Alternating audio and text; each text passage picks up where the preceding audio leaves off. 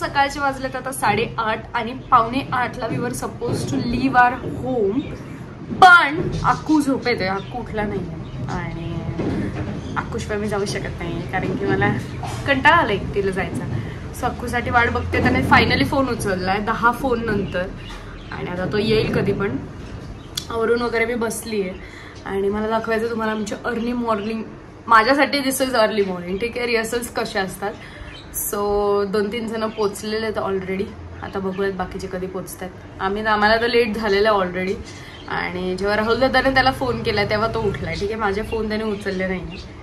Let's see. आता मला म्हणतोय 10 मिनिटात तरी येतोय. बघू आता कसा येतोय. हा इतका लेट आलाय हा माणूस. आणि आता हवा पण भरू घेतो. पंक्चर इथं हवा भरायला होतोय फक्त. बघितलं हे असं याच्या भरोशावर बसणारच नाही मी नेक्स्ट टाइम पासून. आणि अजून गुड मॉर्निंग पण नाही झाली. उशीर झालाय तर क्लासरूमचा दरवाजा तोच खोलणार. फायनली आम्ही पोहोचलोय रिहर्सलला आणि दादा खूप चिडलाय अक्कूवर. माझ्यावर चिडलाय ना.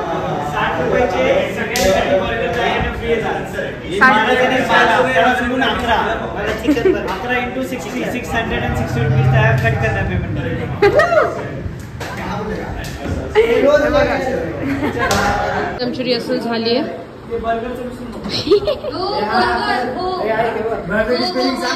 लेट आलाय ना.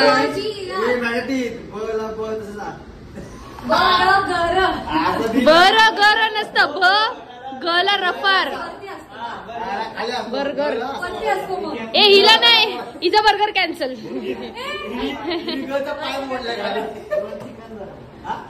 नवरात्र आहे रे, देवीला घाबर. नवरात्र नवरात्र मला चालेल. आम्ही खातो बाई. बघा बघा मी नवरात्री आयुष्यभर पाळते.